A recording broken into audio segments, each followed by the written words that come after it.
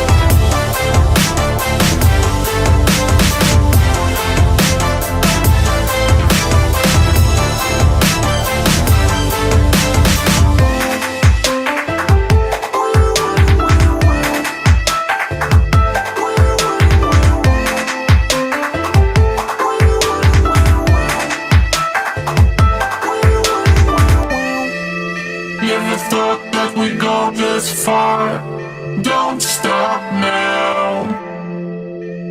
Reaching for a distant star. Don't stop now. Isn't it strange how we're safe at home? So that I'm counting days until the second glow. If you're gonna make a change, you have to let me know. Turn this shit around without a doubt, the else is all you need to do.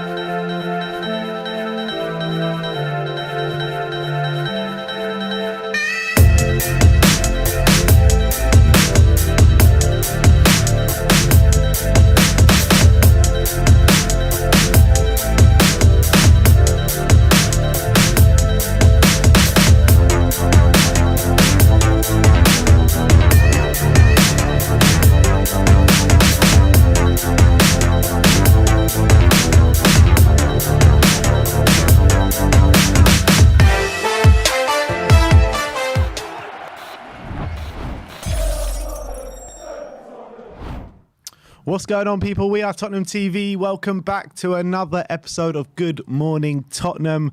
Simeon's back with us, fresh from his holiday in Spain and Portugal. Welcome back, Sim. Welcome back. Good to be back. Still haven't got any shots on target since the last time I left, but still good to be back. Don't worry, we scored 2 goals against Vitesse, or however many it was we scored. Look, I think... you've missed so much. It feels like you've been away for like a month, literally. Yeah, we packed a month in a week, pretty much, with Tottenham. That's how it is. But yeah, look, we're now starting a new era, a new dawn. We started it yesterday.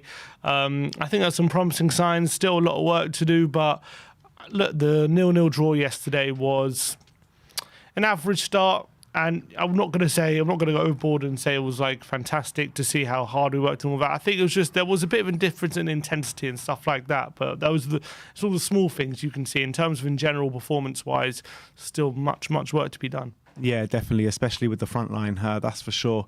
But the way we're going to structure this video, we're going to go through Antonio Conte's press conference from last night, all 8 minutes of every word he said. And then we'll be doing a match review for you guys. And then we're going to be doing a bit of a tactical analysis on Conte ball from yesterday. And then it is your chance to have your say, and the lines will be open. Or the lines are open right now. So if you want to come on and have your say, the link is in the community section. Click that link, come on and join us, and I want to hear your opinions on the game last night. But shall we start off with the press conference? Yeah, let's have a listen.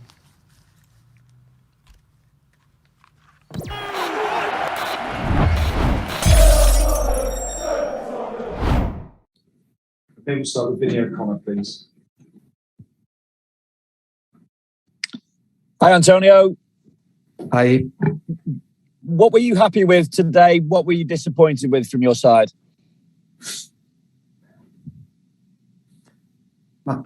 Honestly, and I have to be happy. I have to be happy for different reasons. And the first that Goodison Park is not an easy place to come to play against Everton, especially when you had a week very intensive emotionally. I'm talking emotionally for my players, not for the club. After played the game Thursday, and I have to be happy. I have to be happy because I started to see some tactical situation.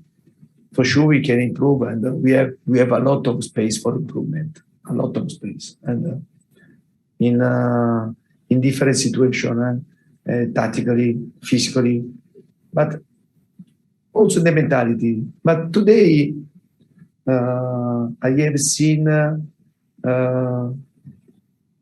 heart of my players. The passion, the will to fight, the will to sacrifice, the will to understand that there was a moment very difficulty for us, and to see this type of reaction make me more confidence for the future, because sometimes you can teach to our players under tactical aspect. You can improve your players under physical aspect, but the art, the passion, the will, and how you have or not. And my players are showing me that under this aspect, we are in a good position.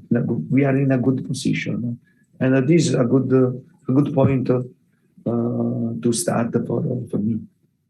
You were close to winning it with Lo Celso hitting the post, but is it creativity that you're looking at, or maybe was it a case of tired legs in terms of being able to create a little bit more in the final third, because it took so much out of your players on Thursday night? Yeah, I think if I have to see a negative aspect this game, that I think that we made many mistakes in the final pass. because we had the chances. If we made the final pass in the right way, we could have chances to score. Instead, the last pass we made with many mistakes. Lo Celso went in very well and hit a post. But for sure, I have to know very well the whole squad. And I said to my players that we have to know each other better. And for me, they have to give me the possibility to know them very well.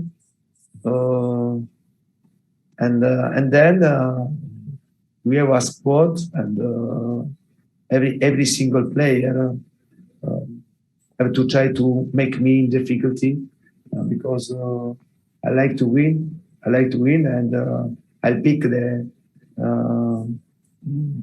the players that I think at that moment they can give us the possibility to win. Finally, from me, Antonio, Rafa said that the penalty decision that was overturned, anywhere else on the pitch that would have been a foul. What was your view on that decision? But my view is very simple, because I can understand if the referee don't go to VAR and don't watch what happened. But in this type of situation, if the VAR call you and you go, you watch, and you see, then it's difficult to make a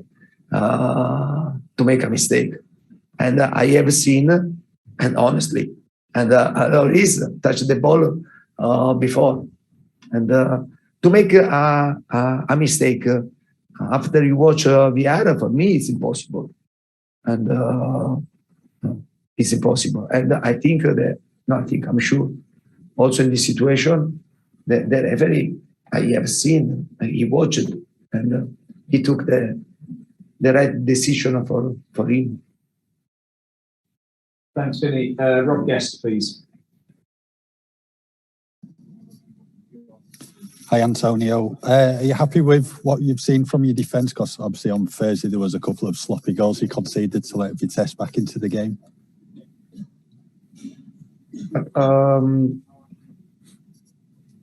I think when you want to become big, when you want to try to be competitive, and you must have a stable team, not ups and down. And today we didn't concede goal, and I think is a good start to improve. And on Thursday we scored 3 goals. We gave many chances to improve, to prove our score. And then at the end, we considered the 2 goals. I think we must learn to be stable, and there is only one way to be stable, to make offensively together, to make defensively together, and all the players has to go into this idea. And today, I have seen this: the will to sacrifice, the will without the ball to pay attention to the details, because the details move the final result. Okay, we're going to have to leave it there. Thanks. Thank you very much. Thank you. Thank you very much. So he spoke a lot about kind of like the sacrifices we made yesterday. He spoke, he mentioned quite a few times actually how yesterday was like a good start to build on.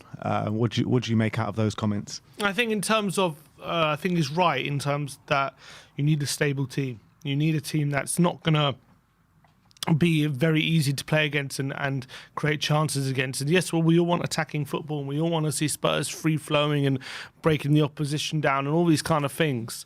but we also want a team where if the opposition go forward, we're not giving away such easy, cheap goals, and so we're not an easy team to score against. And I think that was the first step yesterday of becoming that kind of team. Everyone's sacrificing for each other. We still need to get the balance right in terms of being too deep or get tactically putting ourselves in a position where we can either turn over the ball quickly to get forward, or when we do get the ball, we maneuver ourselves up the pitch in a way which we can gain control of the game and actually play in their half a bit more than we did yesterday. But I did see yesterday definitely some sacrifice, a lot of sacrifice from the team. Everyone working really hard, everyone suffering, and that's exactly what Conte was talking about. We need to be doing that every single game without exception. And that is, and there's no excuses. And obviously, Conte is going to build that. He'll build that mentality. He'll build that work ethic, which we haven't had for large parts of this season. And even in games like against Arsenal and against or Chelsea or Palace or whatever, we would have been a lot harder to play against. We might not have won, but we would have been a lot harder to play against, to create chances against, if we played like we did yesterday than we did how we played how we played. Yeah, I mean, if you make those sacrifices, if you work hard for the team, you give yourself a fighting chance, don't you? Whereas those Chelsea games, second half, Arsenal game, Palace game. I mean, to be fair, the Palace game up until the sending off, we were very much in that game. But after the sending off, and especially the Arsenal game for the whole 90 minutes, we just rolled over, didn't we? Just completely rolled over. No passion, no fight, no spirit. And that's what Conte has given to the team so far.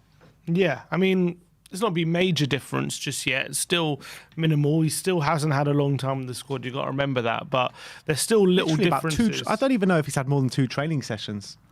Yeah, if you count the ones he was observing. But yeah, but that's if you count those ones as well. Yeah, exactly. So look, it's going to take time. I think in terms of yesterday's performance, there were some things which I really liked in terms of in possession occasion. There was some really good one-touch quick passing up the pitch, some really fast breakaways which were nearly devastating, and nearly got us into some very good positions. I think the wing-backs, you can already see the influence they're going to have. We'll get into that a little later.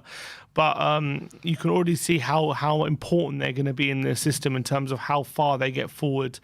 And there was some good link-up play. However, a lot of the times we were trying to play quick football, one-touch passing, and when it got to our less technically gifted players, a la Højbjerg, in my opinion, a few times the balls got to him quickly. And then sometimes, I would say he is technically gifted, but sometimes even Lucas Moura, we were playing to him very quickly, and either he had a very bad touch or he was trying to play a quick passing move, and it didn't really come off. And that's not really Lucas's game, is it? A quick one-touch passing. He likes the ball to feet, to dribble and go forward, and he was doing that a few times as well.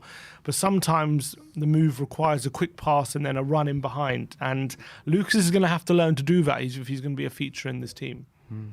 Nate S32 saying Sim sounding a lot like Sean Dyche this morning. Yeah, I know. It's still raspy. It's residue effects of my holiday, unfortunately. A lot of beer was drunk. I've looked it up on the internet, and apparently it's something to do with if you drink too much beer, it can inflame your throat or something, and that's what I'm suffering from. There you go. You have to put up with that for a bit longer.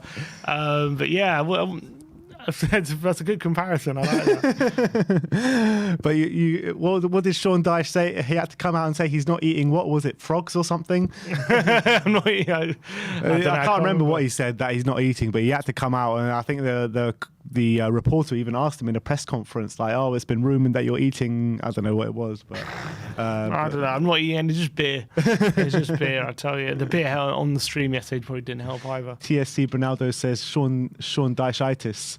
Yeah, I've caught it. Gravel. Oh, gravel. I'm not eating gravel. All right, let's get into a match review for the game yesterday. Everton 0, Spurs 0 at Goodison Park. Obviously, Conte's first game in the Premier League.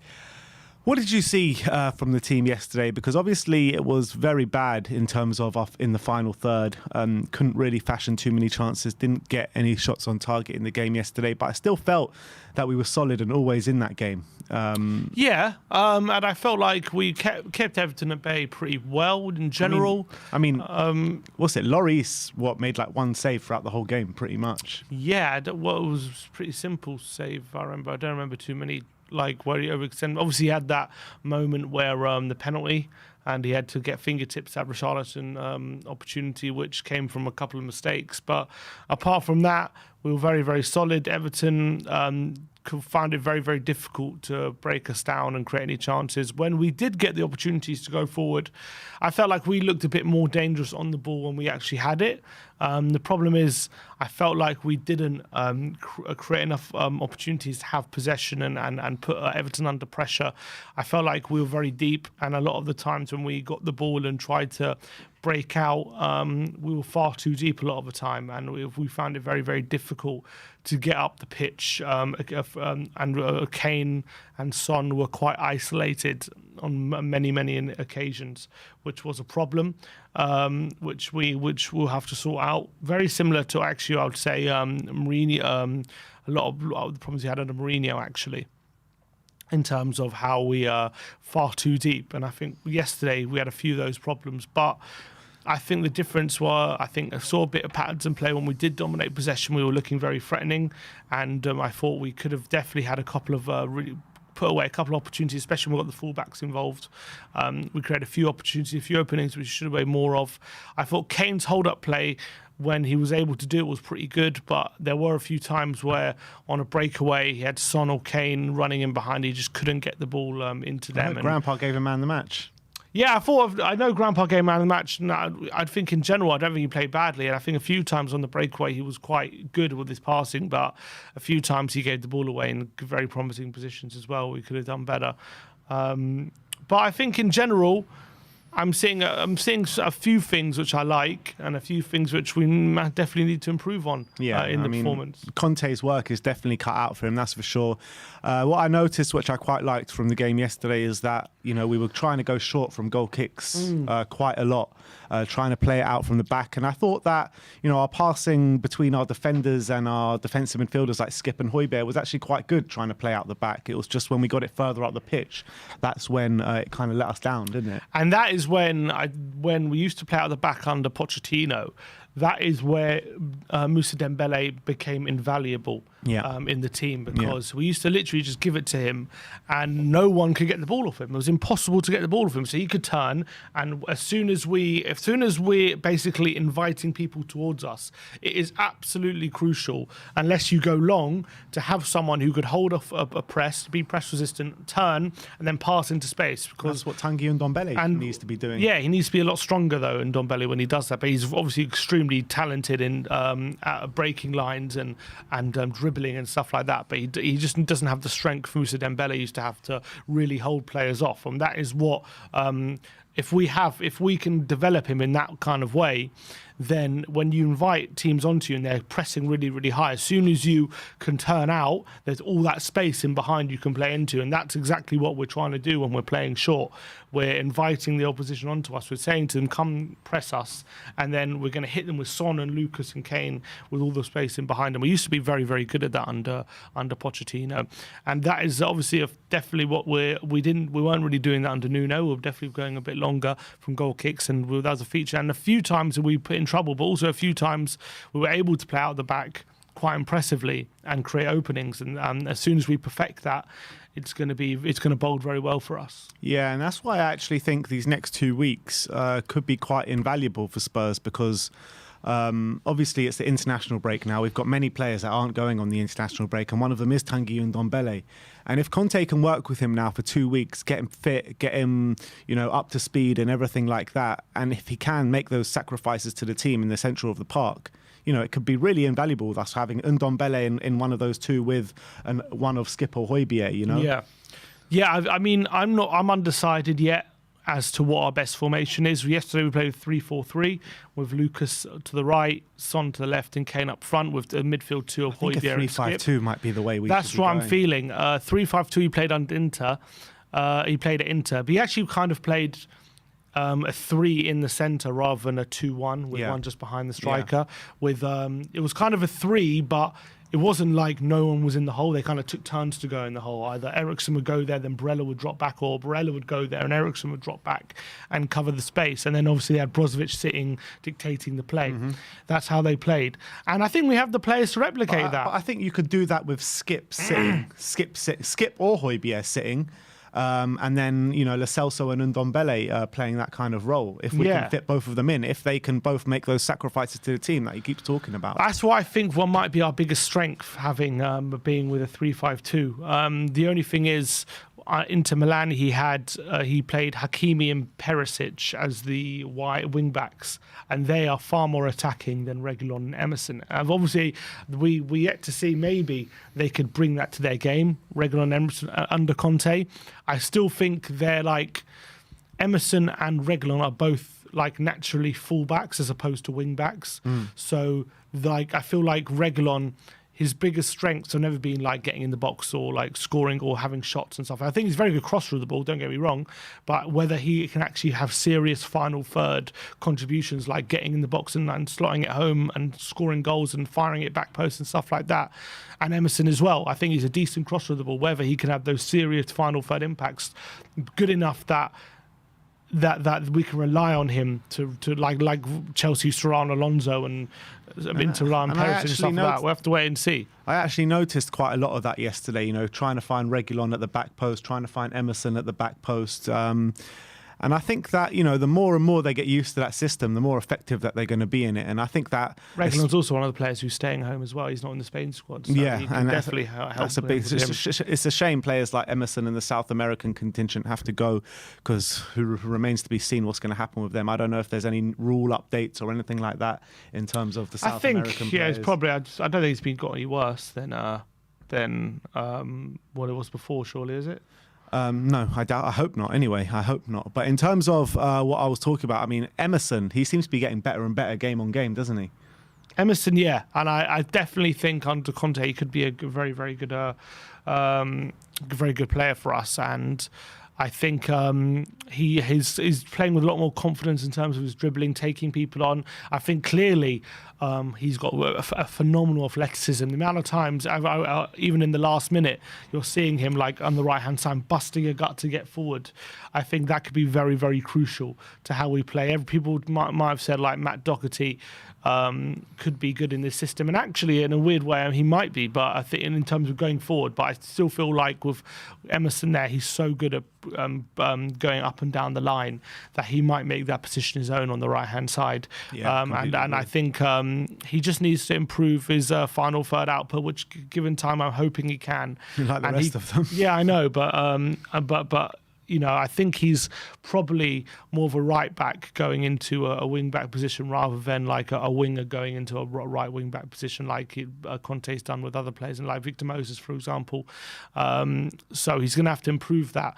But Emerson, with that athleticism, if he can get right his output, he's going to be a hell of a player to stop. Yeah, and it could be one for the bet builders, Reguilon and Emerson to have shots on target pretty much every game, because we're going to be looking for that, aren't we? We're going to be looking for those late runs in the box. We're going to be looking for the crosses into the box. So they really need to improve their output. And there were moments yesterday where both of them really could have scored. Mm-hmm. Emerson with that header that goes just over the bar. Reguilon at the back post where he should have done better with. So they both really could have got on the score sheet yesterday, couldn't they? Definitely, and that's all that already shows. I will show you in a minute. That already shows how we're getting the fullbacks a lot more involved in attacking positions, and it's making them difficult to pick up as well, because when you got, especially when in the 3-4-3, when you've got a three of Son, Kane and Lucas in the box, and you've got one fullback on the left crossing a ball, the defence has no option but to kind of concentrate their efforts on Son, Lucas and Kane getting on the end of things, and it leaves a lot more often than not the opposite wing back completely free on the far side. And he made a lot of use of that at Chelsea and more at Chelsea than Inter Milan, I would say. Inter Milan, he made more of a use of the front two of Martinez and Lukaku, and really focused on that. But at Chelsea, with Alonso and Moses, so often they would be popping up at the front post and getting real final third contributions, like serious stuff. And in terms of the defence yesterday, pretty solid. Do you reckon this is the back three that he's going to persist with for a while? So I think obviously Romero will definitely be there. Eric Dyer, I feel like Eric Dyer, his best football's always been in the back three, and it definitely covers his weaknesses more than being in the back two. Are you surprised that he's in the middle of a back three? A bit, but I think I am a bit surprised, but I also think he's less comfortable going into wide areas. Romero's played in a back three at Atlanta, and he's very used to going 1v1 with players. Where in the back three was he for Atlanta? He was in the centre of back three, but but in general he's much more used to going 1v1 with players than Eric Dyer is. So that definitely leads to him being more comfortable going on the right side. And if he's isolated, if a winger comes at him, he's much more comfortable going out to engage than Dyer, who's probably less comfortable and more likely to be beaten. Same with Davis. Obviously, Ben Davis is by trade being a left back for a lot of his career. So when he goes into that left centre back role. And again, if Reguilon's not back in position, he can easily go out to the left-hand side and positionally be in a very good position to kind of mop up Reguilon and be very comfortable on the outside. With Ben Davis, I mean, we've seen him in the opposition box more in the last two games, and that was than we've seen him in his whole Spurs career, probably. That was another thing with Ben Davis. It was an underlapping centre back, a bit like how Wilder used to do well for Sheffield United with the overlapping centre backs. When given the opportunity, when we're pinning the opposition into their half, and then they've got like a organised backline that Everton did, you do see a couple of times Ben Davis venture into the box and get found as well. And Ben Davis, given time and space, I mean, he's not the best output, but he does have a decent left foot. As his chance against Vitesse showed. Yeah, it wasn't the best strike, but he can improve that. I think he's got technically he's not terrible with his left foot, and I think he could give it, if you give him time and space, he can actually have a decent pass or a decent cross to him. The worry with Davis is, well, like when he's on the run or when you pressure him, he doesn't really have that in him. But when you give him time and space, he might be able to come up with something. And so I actually feel like also Conte was a massive fan of Azpilicueta in that centre-back position, despite the fact he wasn't the tallest or maybe wasn't the strongest. He really liked positionally how he was, and he was very comfortable going into wide areas like Ben Davis is. So Ben Davis could have maybe a bit of a renaissance under Conte. Very interesting. Could be perfect for him from that system. And he was very good for Wales there as well. He's very good for Wales there. In terms of all in all, though, are you happy with what you're seeing so far? Look, it's only 2 games, isn't it? It's not going to be... Maybe not happy with what you're seeing, but do you see clear improvements so far? I wouldn't say I see clear improvements, but I see the direction. I see little things from what Conte's implementing, which is going to take time to develop. And obviously, look, you have to have full belief and trust in what is obviously a top quality manager in Antonio Conte. And he knows exactly what he wants and what he's doing. He's done it with so many clubs now and so often that it's a tried and proven method.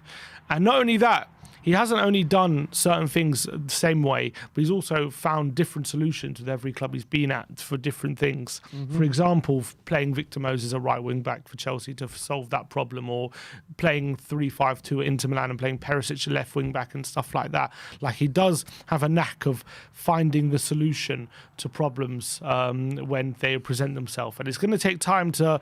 You know, he even at Chelsea, he started the season with 3 wins and then went on a really bad run, and there was even talk of him being sacked. And then he changed up the whole formation. After that Arsenal game, it was like, enough is enough. Yeah, he changed up the whole formation, and all of a sudden they because they went from 4 at the back to 5 at the back, didn't they? Yeah, they went on a run where they won nearly 13 matches in a row, I think it was. Yeah. So he knows how to solve problems at every club he's been at. And so he's got a lot of problems to solve at Tottenham. He's going to take time to weed out and figure them out. Like most top managers, it takes time to figure out the problems.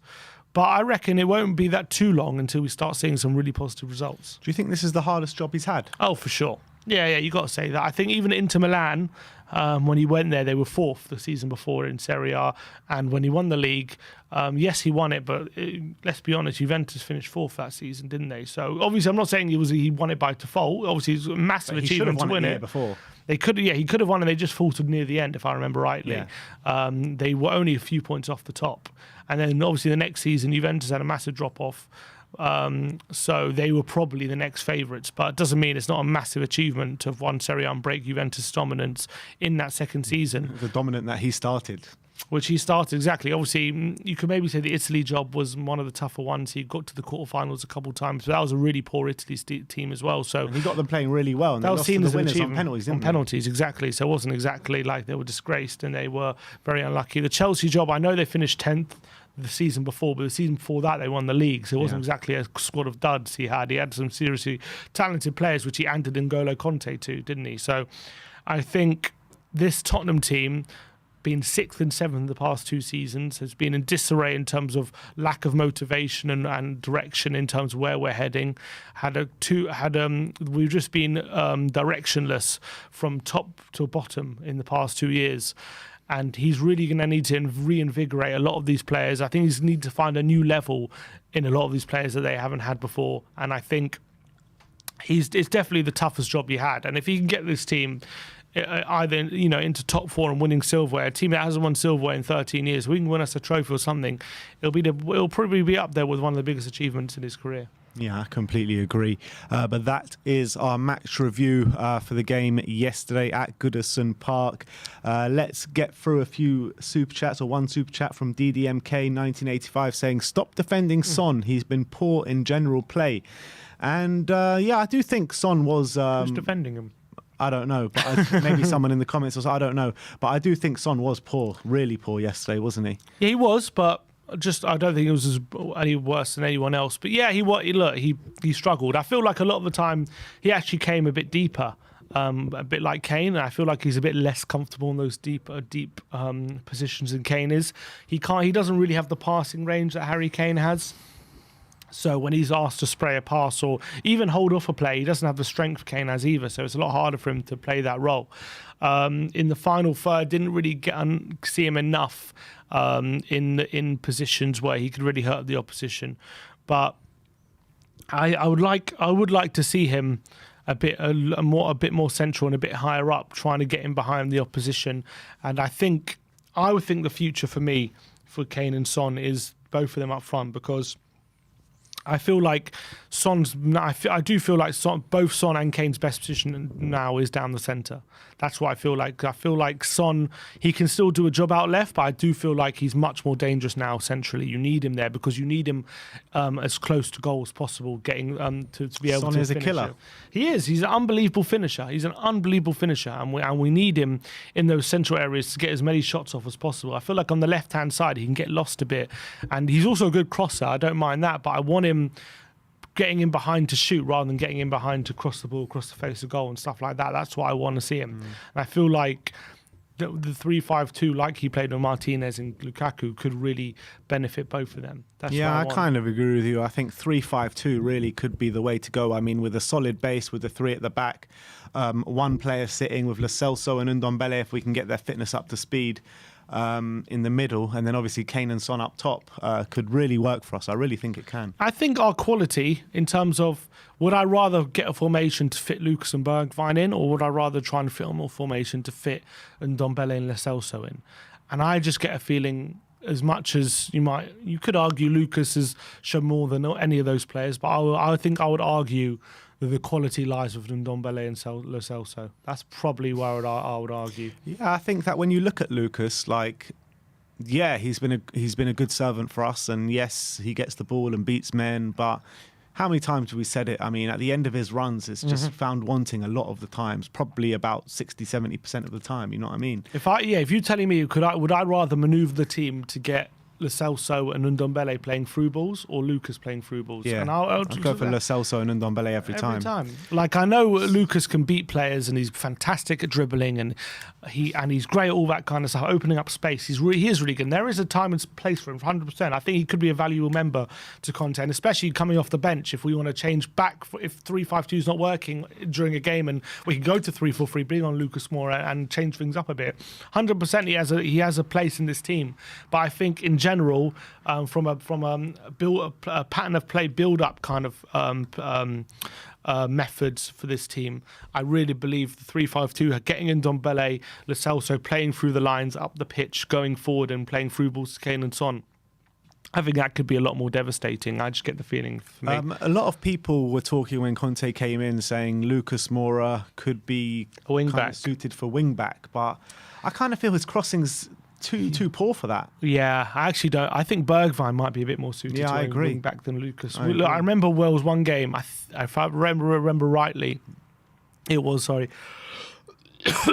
If I remember rightly, it was Sheffield United when we lost 3-1 at that famous game when Mourinho went ape shit the team. It was back in lockdown, and I remember quite clearly for the last half an hour, we played Lucas Moura at right back, and he was like pumping cross after cross into the box, and it was just woeful, terrible crossing. And he's never been a good crosser of the ball. And he's actually, and like, it doesn't really make sense to say he could be a good fullback when everyone's saying he looks so much better centrally when he's doing that dribbling in between the lines. And there's a reason why we think he looks better centrally than he does on the wing, because when he does on the wing, even though he's still very good at dribbling on the wing, Ineffective. either threading a ball for Conte can trade him to a fullback. He has the pace for it, and he has the energy. I can't see him as a deliverer. You know what I mean? And I do That's the think thing. teams might target Bergwijn. I think Bergwijn is What's going on? Yeah, we're lagging.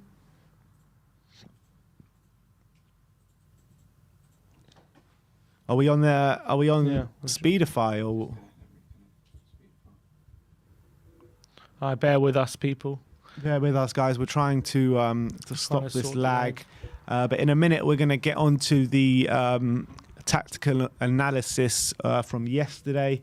But just give us 2 seconds just to sort out this internet issue. It's what? Oh, there you go.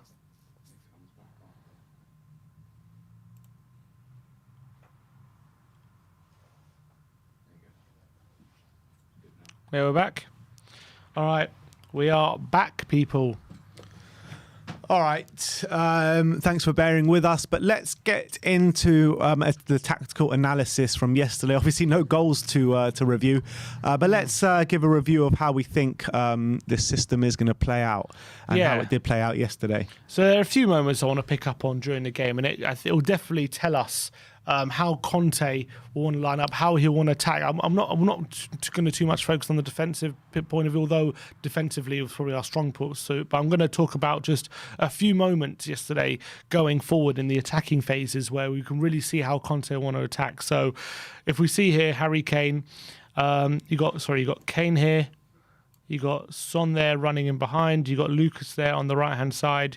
You got Reguilon over there onto the left hand side. Harry Kane plays the ball out wide to Sergio Reguilon.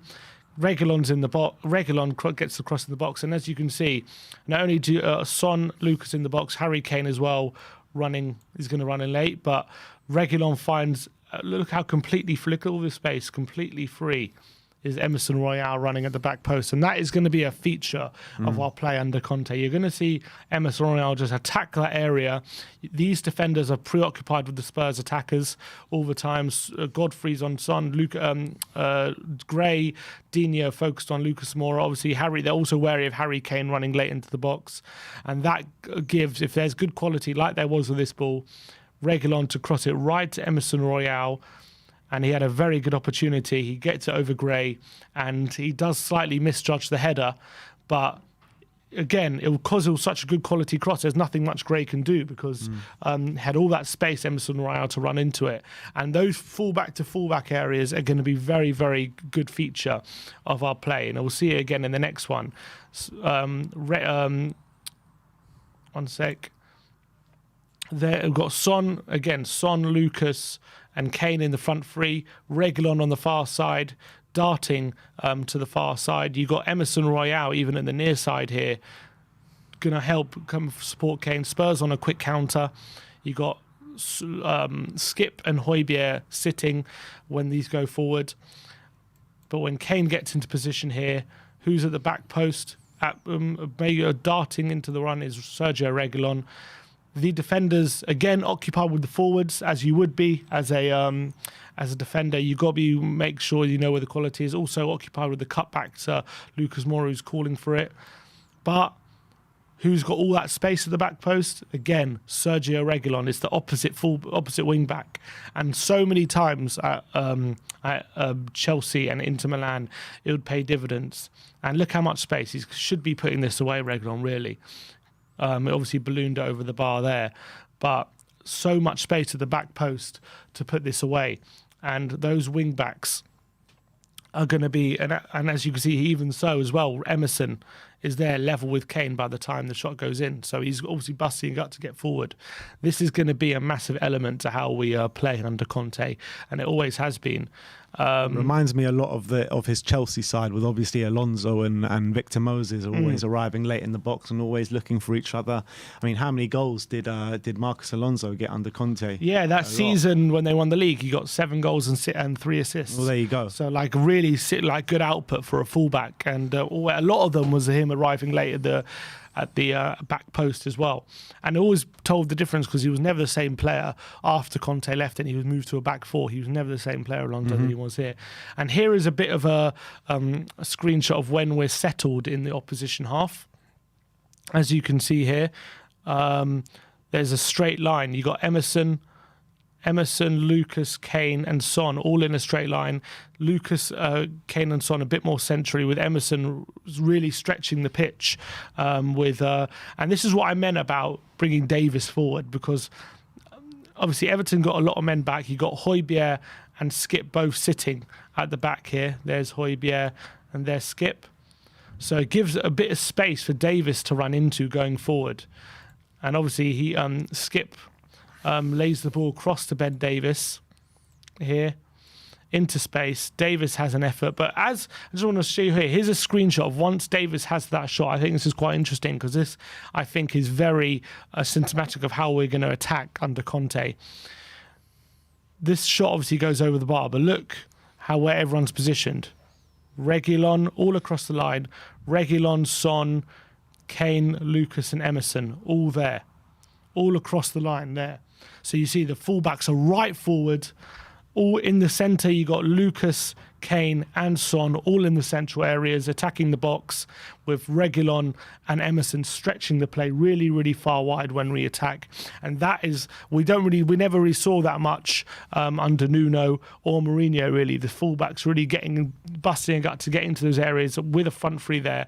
And when we perfect this system, it's going to be so hard to defend against, because the defenders are always going to be preoccupied with these free forwards in the central areas, that it's going to leave a lot of space for these fullbacks out wide, busting at the back post. And especially when we get it out wide to one of them, you're going to have to make sure you're watching the guy at the back post, because more often than not, you're going to see he's absolutely free. It gives us so many more options, doesn't it? It does. There's That front five, more options. The front five with the 2 fullbacks and the 3 forwards is going to be very interesting to see. When you compare it to how we've been this season, like literally Kane and Son and Moura have been like the only ones in and around the box, anywhere near the box. And now you've got the 2 fullbacks, you've got a defender coming up, you've got Skip and Højbjerg sitting, protecting and creating that space as well. Not only you got those 4 players, but look, on the edge of the box, you got Davis there, you got Skip there, and waiting to pounce on any loose balls. And you still got a back 2 behind them, obviously, of Romero and Dyer, with obviously and Højbjerg as well. So about three players behind them as well. So that leads to a lot of solidity. If there is a breakaway, we could deal with that. So if you think about this season under Nuno, we've had pretty much the front three and Ndombele for a lot of the season being our attacks, but it's quite easy to deal with, because under Nuno you'd have Son here, you'd have Son in this area. Stretches them out so much, doesn't it? Under Nuno you'd have Son here, you had Ndombele there. Oh, the mouse is a bit weird. Ndombele here, Kane in the forward line, Lucas out wide there, and you would have the fullbacks a bit further back. And everyone's pretty much isolated. Exactly. But under Nuno, under Conte, you can already see, even though it's one game, the complete tactical switch up it's going to be with the wing backs completely stretching the play. Lucas and Son and Kane very central, with the midfield players following up just on the edge of the area. And this is exactly what I was talking about in the match preview, when I was talking about the differences I'm seeing from Nuno to Conte, or from, seeing as it's only been a couple of games, he's already imprinted something onto this team. I know, obviously, we didn't do well yesterday in terms of our attacking We haven't output. perfected it, have we? We haven't perfected it, but I think that you're already seeing those changes, already seeing those hallmarks of a Conte team so early on in his tenure. And for me, that is massively positive signs. Yeah, Massively. definitely. And we just look, you got to remember as well, like Tuchel in his first game for Chelsea, they drew 0-0 against Wolves in a very uninspiring game. And, these things take time. In fact, Tuchel in his early part of his Chelsea reign, it took him a very long time to really perfect his system. And then once for the second half of the second half of the season, then they really started to see the real Tuchel Chelsea side, and they started to replay well. For the first part, it was kind of very uninspiring. They were very solid, not conceding a lot of chances, but finding it hard to create.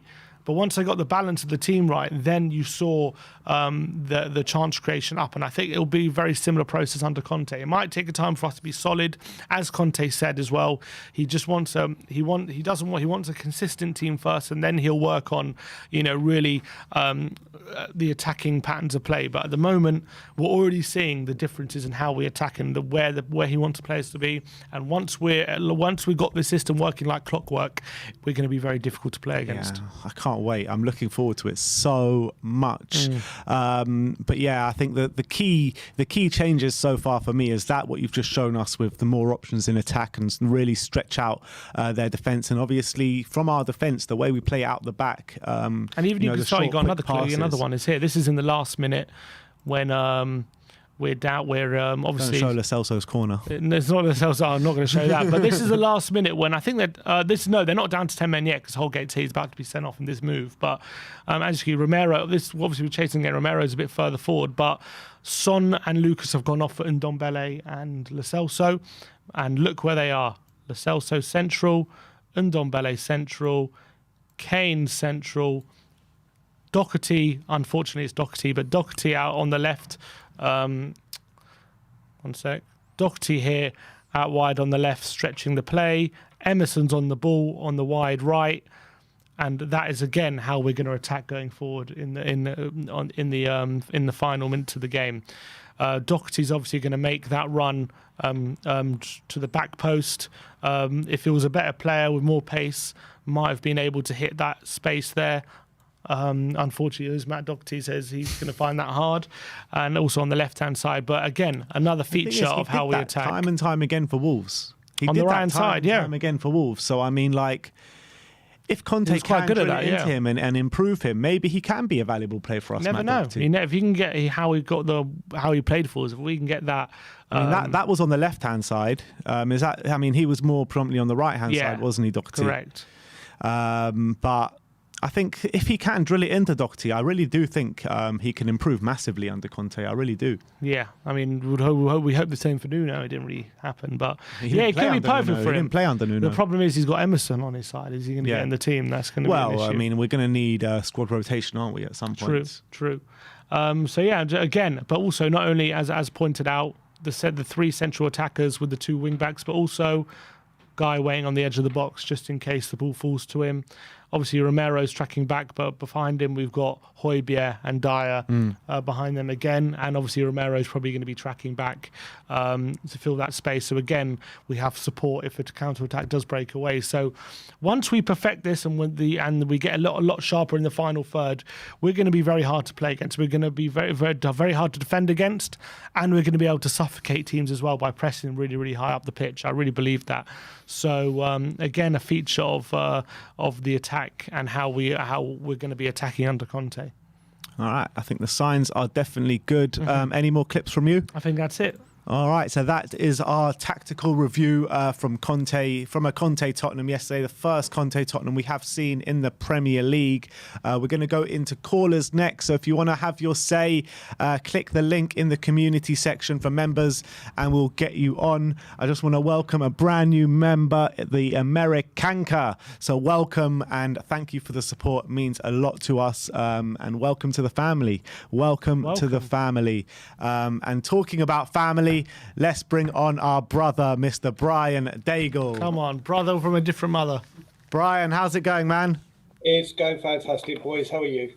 Yeah, have you recovered from the jet lag? Well, I woke up at 5:40 in the morning, so you tell me. How's the arm feeling, Brian?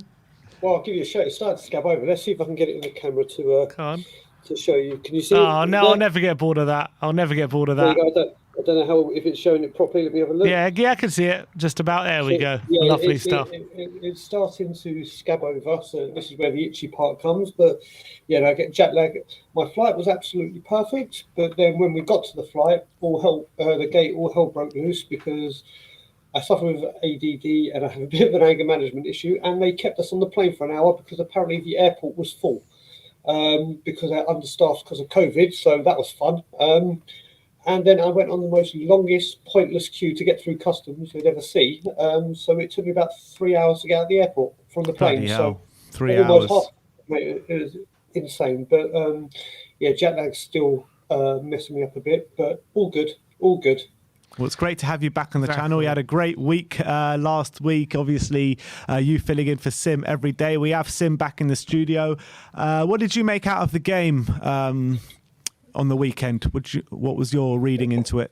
Well, don't get me wrong. There are some big positives that you were all talking about yesterday, but I'm getting really annoyed now with us not going in hard on our attackers because everyone seems to make Dyer and Davies the scapegoat, regardless of what happens. If there's a little slip or whatever, it's Dyer this, Davies that, Dyer this or Davies that. Kane and Son have been woeful. And we have to start, if you had told someone, even Spurs fans, that in a season in November, we would have had 3 or 4 games now without a shot on target, played 5 consecutive games, 5 consecutive halves of Premier League football without a shot on target, you don't blame the defenders for that and come into escape. It's the attackers. We can blame service or whatever, but Kane and Son have had opportunities in those games to have a shot on target at least. And we're not going anything. Don't get me wrong. I think Dyer and Davies, like Grandpa said, or who it was you, Sim, that gave Davies man of the match, wasn't it? Yeah. Not Grandpa. Yeah. Grandpa gave Kane man the match. Yeah. I see. I just don't see it. I don't see it. Yes, he looked a little bit brighter. Yes, but he is not the man we play. If someone had told anyone Kane would have been on this kind of barren run of 1 goal until November in the Premier League.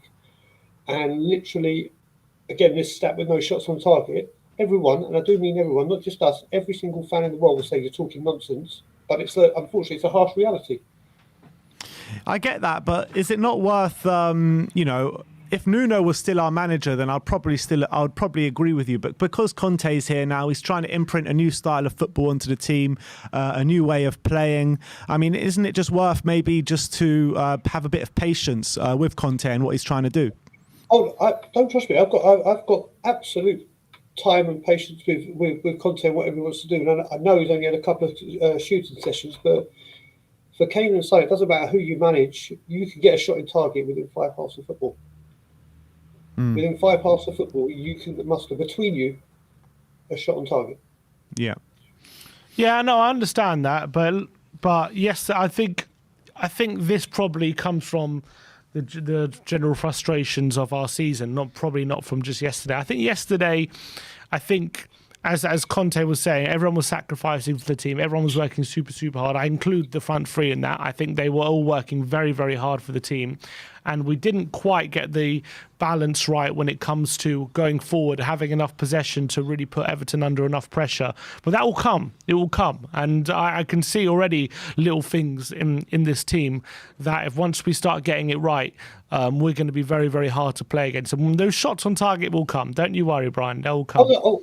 Sim, I've got absolutely no qualms about that. But The defence should be very happy with themselves. I mean, we all thought when Davies started these 2 games, oh, here we go. But Davies was great yesterday. Yes, his passing going forward and his passing going forward and everything was not the best. But you don't expect that with Ben Davies. That's not what he's there to do. He's there to his main job is to keep a clean sheet and help the defence, which he most certainly did. So did Dyer. So I think you can see the difference in the defence. Like you just talked, Everton had a great game. Reguilon was shocking. Absolutely shocking. Yeah, he had a proper stinker yesterday, like a proper stinker. Yeah, he really did. And like you were all saying, and like everyone would have thought, you say when you've got a replacement such as Doherty to bring on, it just shows how bad our strength and depth is. But you can see some of that, like you were talking about the one-touch passing. You can definitely see there's something there within the short time that he's been there. It's just we've got to start looking at giving more, being more. We all lavish Kane and Son with the praise when they score because that's what they're there to do. And they normally, don't get us wrong, throughout their career they've done it on a very, very, very, very consistent level. But recently they are just not up to par. Full stop.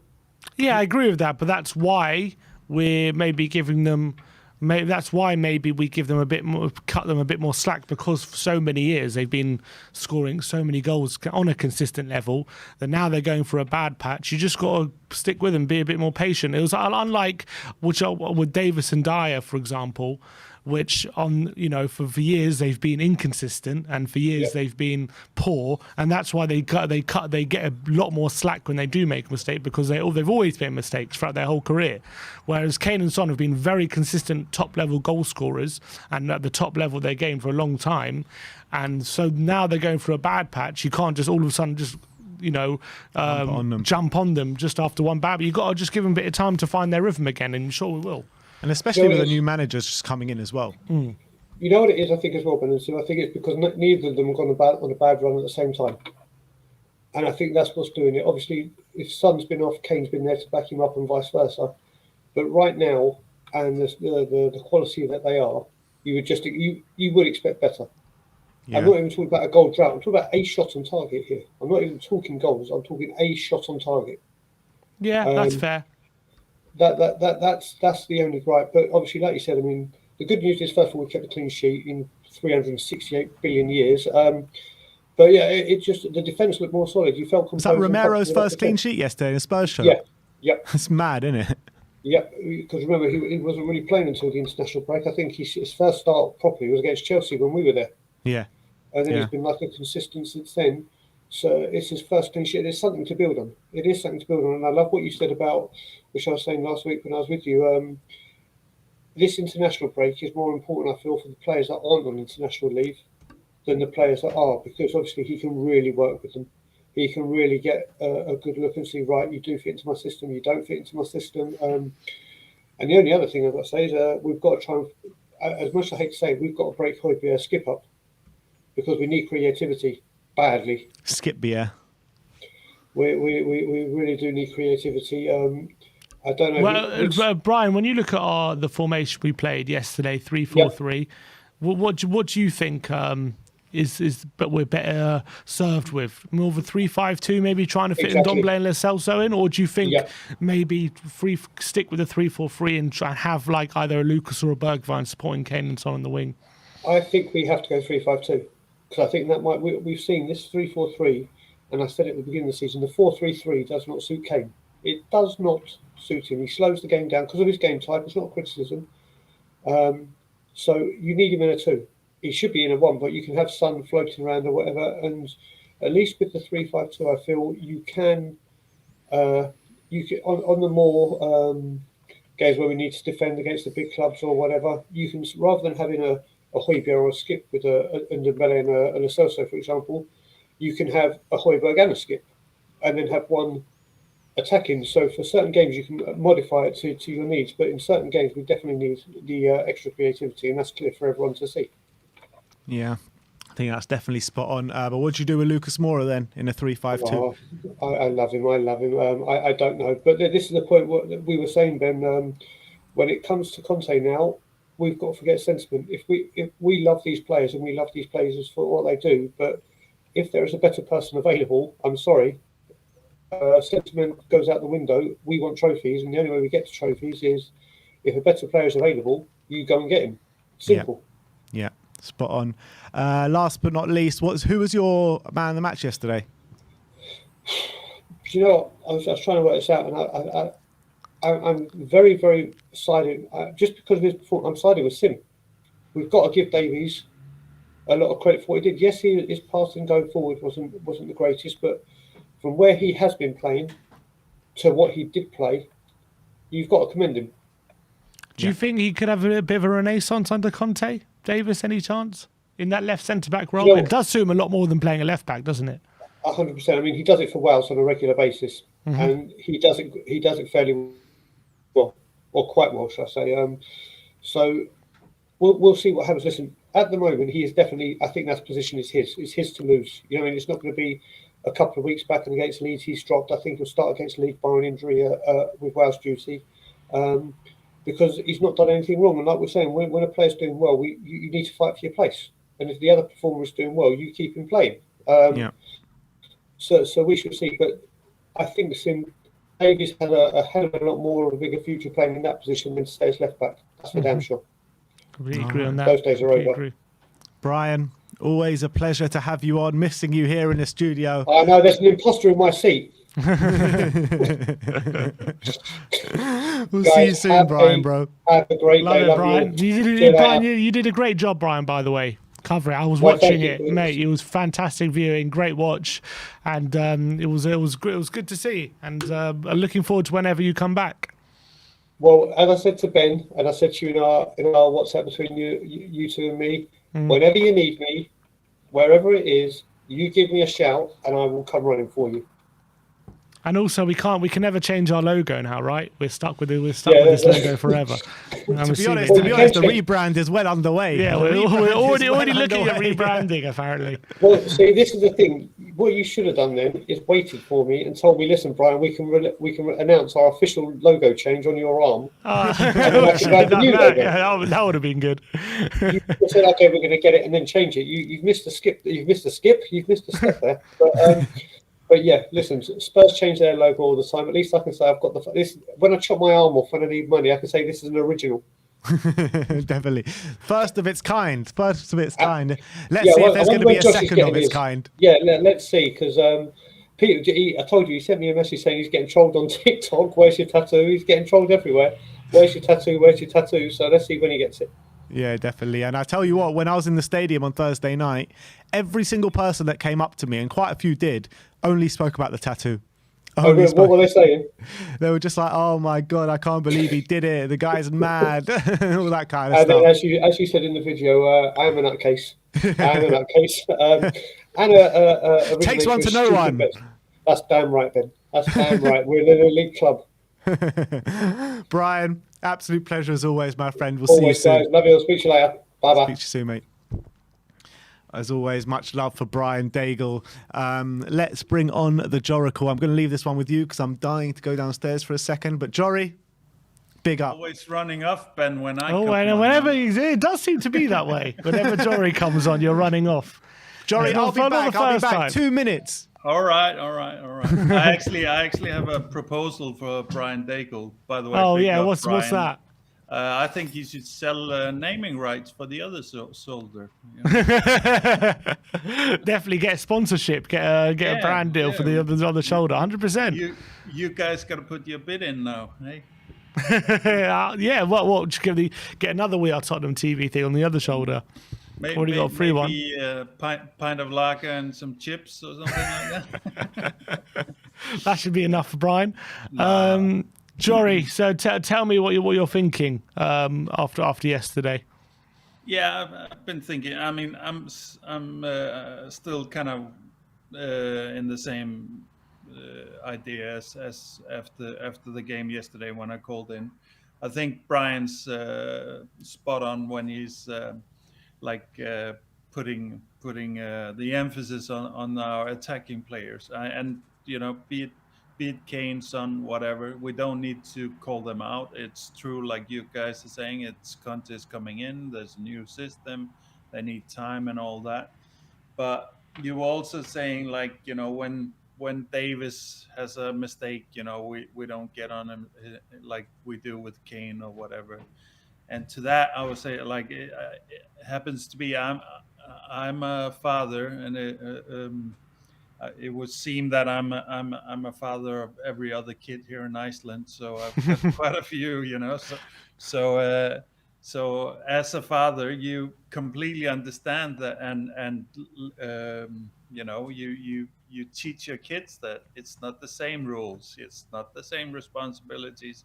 It's you get the responsibility that you're capable of carrying, and with that, you know, there will be demands and there will be privileges, and of course these players are they're earning the big bucks, so they're the superstars and so on.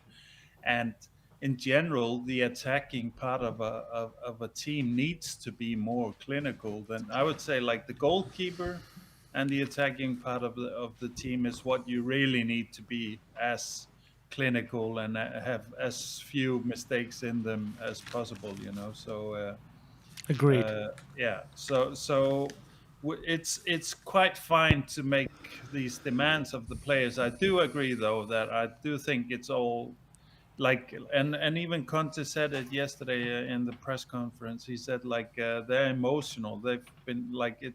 They're going through a difficult period, like, or like they're being put through the ringers, basically, is what he said. You know, which I love. You know, because that's what they need. These guys, you know, they need to be broken down individually and built up in a Conte fashion. You know.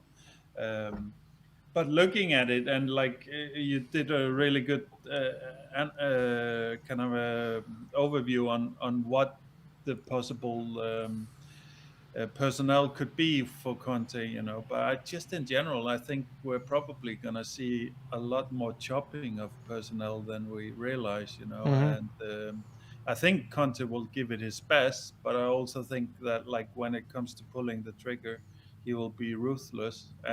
And I think, like, nobody is safe in that regard. Like, we see obvious things, like, of course, a Son. You know, there's no way that we kind of imagine that Son wouldn't fit into a Conte system. You know, but you know, I think, to be honest, the way I understand Conte, he would basically take anybody and throw them out if it's not fitting his ideas. You know, so I think, but yeah, he's also shown that he's more than willing to give people opportunities, hasn't he, at previous clubs? Exactly. Who have been cast aside, and then he's more than willing to use them if he fits his system. Exactly, and you like, and this speaks to his brilliance. Also, is like, he comes in and he takes Ben Davids, who's been basically you know, waste or a problem for yeah, you know, 18 months or more, you know, and immediately gets the best performances out of him, finds the best place for him. Like I said yesterday, like, with the way he's using the wing backs, and just, you know, when you see these kind of this level of manager operate, especially Conte, I think, like, he has a knack for making it look so simple. You know, we're all like going, why weren't we playing three at the back with Ben Davis like that in something? Like, it seems so obvious once you see it, you know. And the same with the wing backs, you know. All of a sudden we go from having winger problems and left back problems and right back problems or whatever, and now we have a kind of an abundance, maybe, of talents as wing backs. Not that they're natural wing backs, but we have many potential candidates to maybe develop into wing backs. And we so obvious, and you know, it's not like Conte is the only one that uses this system or anything, but you need the vision and the confidence to see these things through, and you need you know, it seems like a lot more managers, or the managers that we had were much more influenced by things around them. Like, Conte seems just to have complete clear vision, and he's just going for it. And I think all of us are on board, really. So good days in that regard. But I do think we should be prepared, like you guys mentioned, Lucas. So, you know, I agree with you in this regard, that I think Lucas could easily not be one of the guys that he would select for his team. But I don't agree with you guys, because this season he has been the instigator of what little joy we've had has basically come through Lucas. So we also need, but I do agree, like Luke, this is not like Lucas as the playmaker midfield or the deep playmaker or the starting guy or whatever part of the transition, however you want to call it. That's not his natural role at all. For me, he is like on the edge of the box in a free role, in a 10 role or something like that. That's his best role, and I don't necessarily see Conte using players like that. So Yeah. so I Jory, do Jory, agree with that, you speak about Lucas being one, obviously one of the best players we've had this season going forward, and what you just said. But do you think that's more of a testament to how Lucas has been, or more of a testament to the Nuno system and how we've been playing and how we've got our strikers involved? I think it's a testament to what Lucas is, which is he's consistent. He always comes in and tries, and he always gives it his all, So that's a testament, and it's also a testament to how bad our last third has been, So normally he would be out competed in terms of, like, normally other players would outshine him in terms of goals and whatever, fancy play, whatever. Or not outshine him, but at least be on par with him, and probably have better stats than him. But when Kane is playing, Son gets confused. Son doesn't go for the natural. Like, Son plays in a different way if Kane's not on the pitch.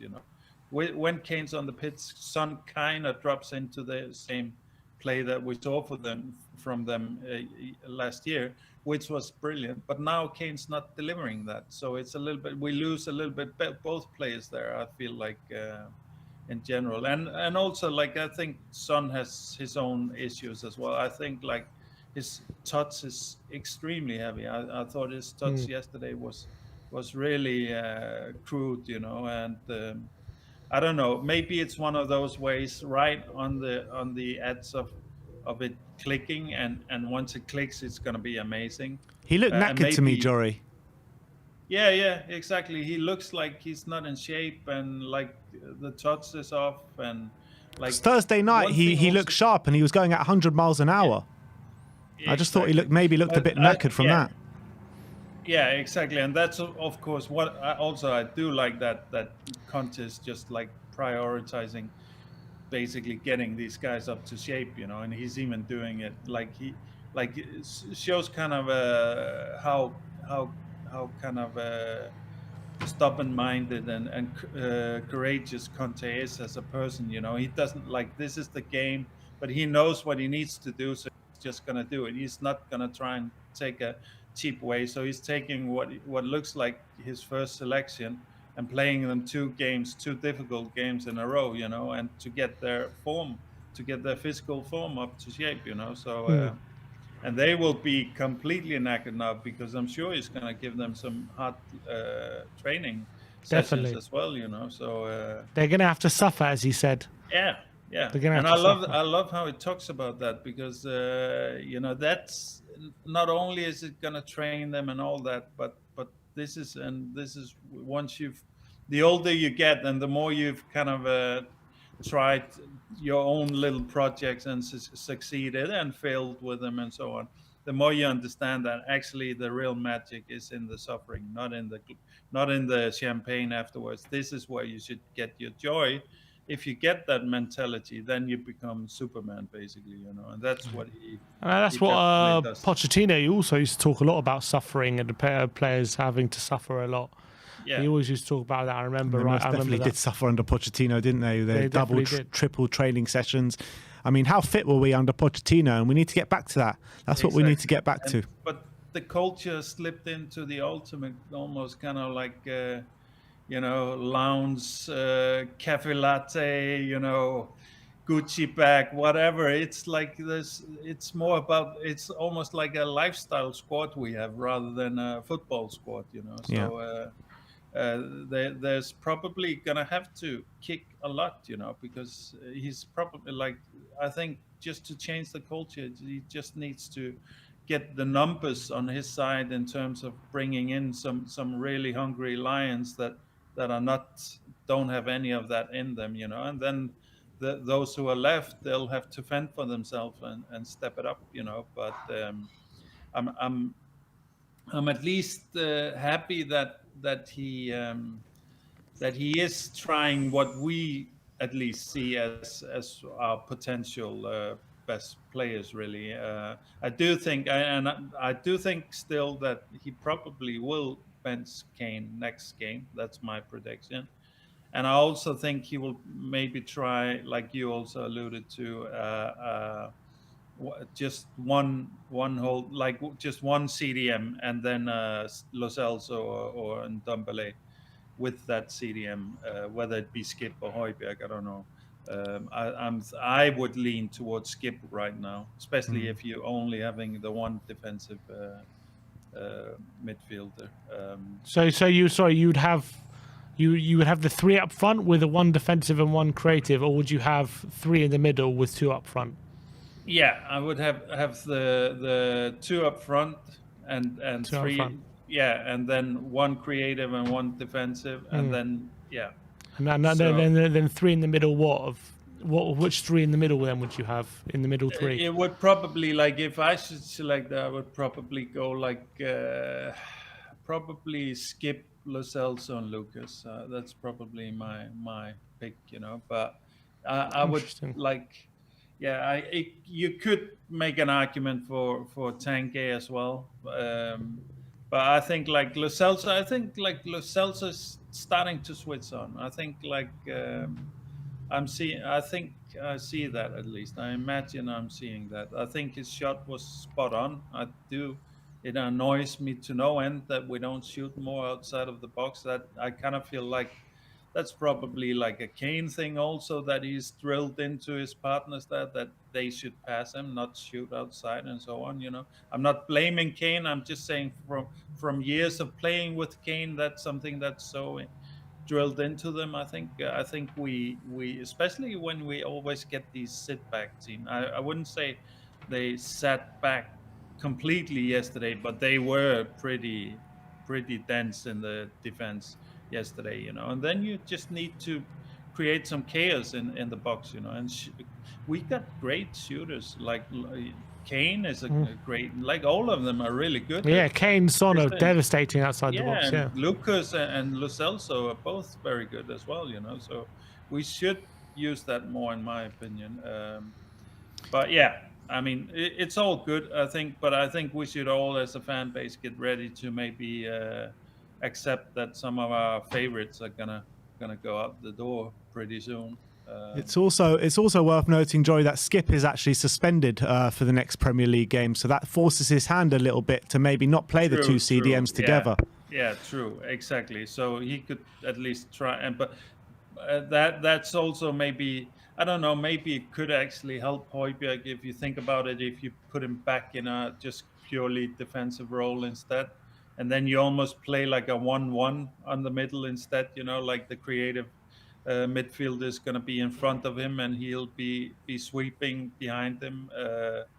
And that's more natural to Højbjerg, even though he plays with them. I think the thing with Denmark, where it's more box to box, is like international games in general. They are not at this intensity level, and I think then he's okay, but once it's Premier League level, it's a little bit, it's one gear too high for him, I think. So yeah, that's kind of my 2 cents for today, guys. Thanks a lot for coming on, Jory, as always. And I'm not scared of you. You just make something happen to my bladder every time you come on. So I don't know what it is, Jory. Maybe we'll share some lagers in the future, and you can go take as many piss as you want. I'm looking forward to it, Jory. I'm looking forward to it. We're gonna have to get him a little bucket here for next time you come on. I'll send you one from Iceland. Love it. All right, guys. Thanks, Jory. We'll speak soon. Bye. A super chat here from Wizard1963 UK saying, Sim, should you not be training for your boxing match? Oh, what do you think I was doing all week? You got called out hard. You last really week. think I was on holiday? I've been training hard. You I'm got ready called for out. it. Carl Patrick Come on, Vineyard Carl. called you out. We're going to do it live in the studio, the boxing match. We're going to do it right in here. this little space here. Exactly. Come on. I'm ready for you, Carl. I'm ready. Bring it on. All right, let's get the legend that is Bob Spur TV on. Bob, how's it going, Come man? on, Bob. All good, mate. Yeah, I wondered where that muscle would come from, Sim. Come You're on. ready there. I'm Look ready. at that. Hench. No, I'll be honest with you. The way Jory looks, I'm sure there's many people who piss their pants when he comes to the fore. So, he's not a guy you want to meet down a dark alley. No, don't mess with the Joracle. No, mate, no. That's a boxing match I'd like to see. But Who, me against Jory? Oh yeah. I think I'll pass on that one. No, he's great. Yeah, good, solid performance. I just think we need to be a lot more patient. I think the words "be patient" with Conte has been shouted out, charted quite a few. But I think we need to be a lot more patient. Being patient with Conte is totally different to being patient with Nuno. I'll go back to the fact with Klopp and Pep, and you know what my thoughts are on Pep. He's a bit overrated, but everyone puts him on a pedestal, rightfully so in some eyes. But Klopp's first season finished 8th. He came in October as well. Pep's first season, he was like 18 points behind the leaders. He finished behind us.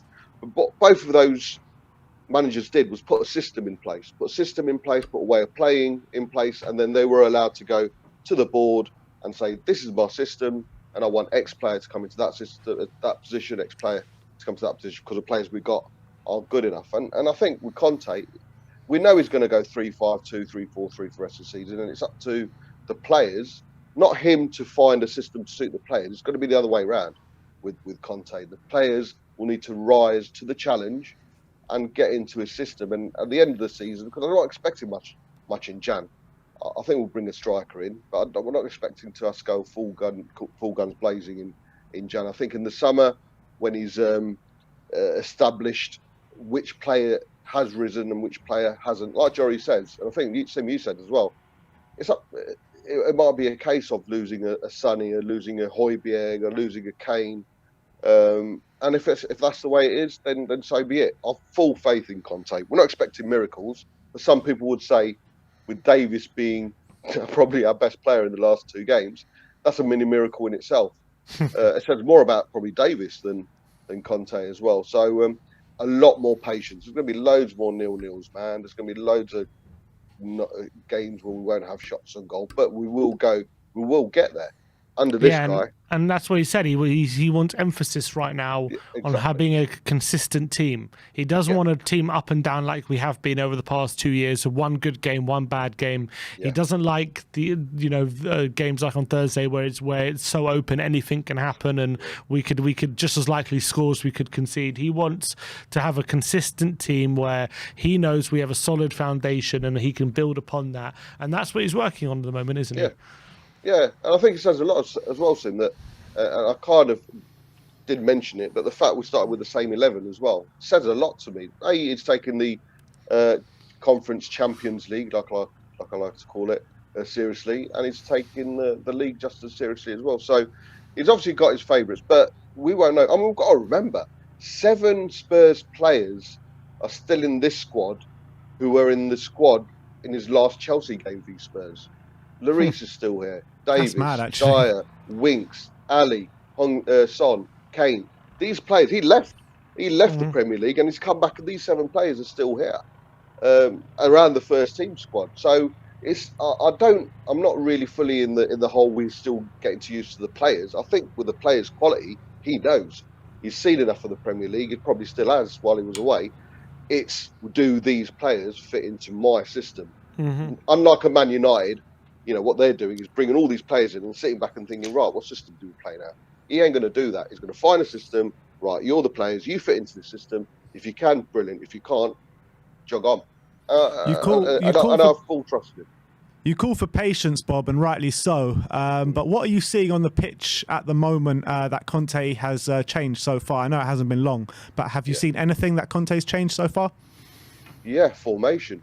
Two games in a row, we've got a formation, we've got a system, and we failed of getting any form of system under Nuno and Jose as well. You know, we never had a definitive identity or way of playing or a formation under Jose. He was always changing it. The fact we've got two consecutive first 11s, I don't know when the last time we did that. It must have been under Nuno. It can't be that long ago, but you know, it's a formation in place. It's obviously there's an identity in process, and all he's doing right now is seeing which he knows the players. It's can the players fit into the system, and we were solid. Let's be honest. Lloris had hardly anything to do. Unlike Vitesse, who in my eyes, a poorer team. We were there. They tested Lloris a few times, and arguably he was man of the match. Whereas yesterday, Everton hardly got a sniff, and Townsend and Gray have been ripping up trees all season. So they'd have a Decore or a DCL, but to go to an away ground in the Premier League and have the goalkeeper hardly anything to do, I think that's a great. I know what Brian's saying. You do get frustrated. It is frustrated, and people will be frustrated. We're going to have loads of games like that where it's going to be a 0-0. We're going to be dull. We're going to be depressing to watch. But Conte will turn it round. Like I say, I've got full faith in this manager, rather than a Nuno who was out of his depth. Let's be honest. Are there any players you think who may be cast aside by Nuno or Mourinho who might have a place in this team under Conte? We've said Davis, but although Jose did like Davis as well, I think he's done well in his first two games. So I think, mate, it's probably too early right now. Definitively, you can see what system he's going to go with. What about Matt Doherty? Could he be one of them? Mate, he was rubbish yesterday, wasn't he? I don't know down the left, maybe down the right, we'll see. But down the left wing, he was so tentative. That's the problem, isn't it? And the quality of squad that Conte has to deal with. You know, if he was at Chelsea, and if Marcus Alonso wasn't working, he could probably bring on another left back who could do a job. But at Spurs, if Reguilon wasn't working like he was yesterday, then the next best option is Matt Doherty. Well, we say that, mate, but you know which Inter Milan fan would have jumped with joy when he decided to bring Ashley Young in to play at left wing back, or when he stuck with Victor Moses at Chelsea on the right wing? He made those players better in that position. No, but they were backup. They were backups, really. Well, kind of, because he had Perisic, played left wing back a lot, and he had Hakimi, who played right wing back for a lot of it. And that's my point. Like the squad was a bit like he could train the backups, but Spurs, the backups, lacking at the moment, aren't they? Yeah, maybe it's my love for Bergwijn, but I do think that Bergwijn could do a job for us on either wing back. You think he could be a wing back? I agree. Yeah, I really do think there's a place for him in either right or probably left wing back as well. Hey, if Ashley Young can play down the left on the right footer, then I don't see why Bergwijn can't. I really think there's something there. People call me delusional, and I probably get loads of. I completely agree with you, Bob.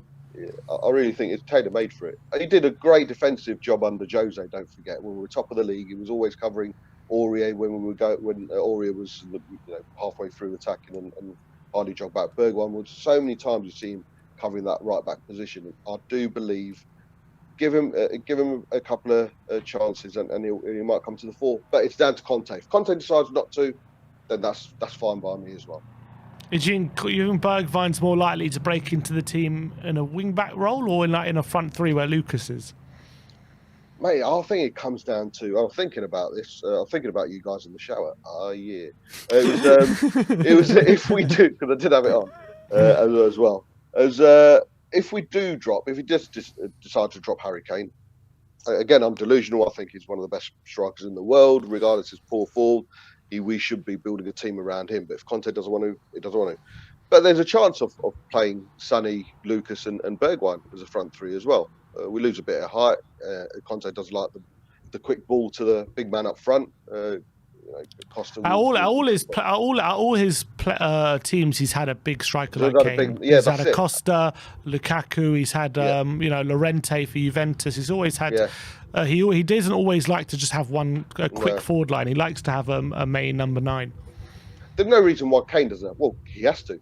Kane needs to rise to the challenge as well. He will. Got a manager who that's what I think as well. He's a world-class striker, man. He's a world-class. You don't finish top of the Golden Boots, left, right, and centre. Premier League leading scorer, left, right, and centre. Consistently scoring season in, season out, and just lose it overnight. His human being, he's lost that energy, and with a boyhood fan of the club, he's seen the lack of ambition. He's going to lose a bit. So it's all about kicking on now, and we bring the right players in. If Conte sits him down and says, "I will make this team trophy winners. Be with me, stay with me," and he'll do it. Conte knows all about Kane, and it's all up to Kane now. And if Kane doesn't do it, then he's a goner as well. And again, I'll support Conte on that. But I believe the world-class striker that Harry Kane is, it's only a matter of time. I really do believe that, and that's one thing that me and Brian Dagan always disagree on. Yeah, I think that's spot on, to be fair. But have you seen kind of any changes in the Kane mentality in the last 2 games? Because we've all had our say on Harry Kane this season, not showing enough, attitude not being right. Have you seen any switches in mentality so far in the last 2 games? Against Vitesse, he was right, wasn't he, Ben? We watched him, he was running around. The difference was he was heading the balls, but he did have the runners either side in Lucas and Sonny against Vitesse. Yesterday, I think Everton, he must give credit to Everton as well. They blocked him off. They had players around him. Some of his passes didn't come off, but some did. It is a gradual put it this way, compare that performance against against Man United. It's chalk and cheese. He was a lot better. Still not good, but he was a lot better yesterday than he was against a second half against Chelsea and Man United and Arsenal. So slow progression for him. He's too good a player. I know no player's bigger than the club, but man, with the squad that we've got, Harry Kane is too good a player not to have a slight benefit of a doubt with him. He needs to come to the fore, and if he doesn't, then we sell him.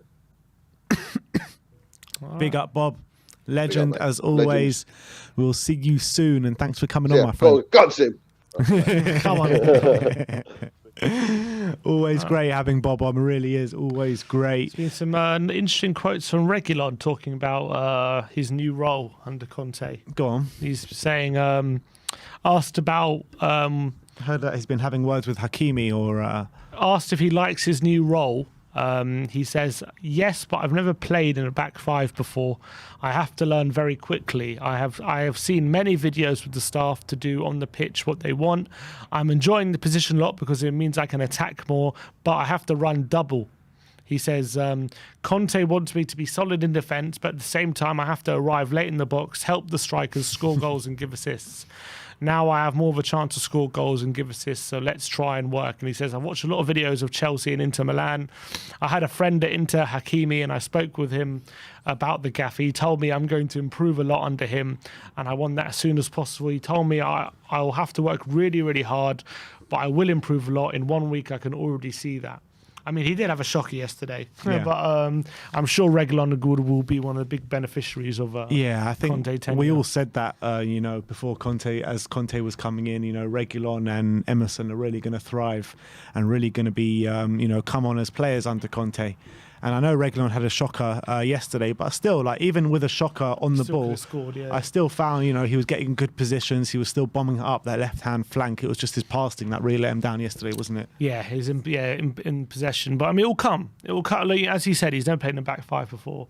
I'm sure, given the more time, he plays in this system. Like Victor Moses didn't exactly just hit the ground running straight away. It took time for him to get into that system, but once he did, he was brilliant. Yeah. And I think the same will happen with Reguilon. He's got too much quality for it not to start working for him. Completely agree. And Alistair Gold apparently has been saying the Tottenham players have been blown away by Antonio Conte's training. Blown away by the amount of work, or blown away of the high quality of her high quality. I think he says quality, but maybe it's both.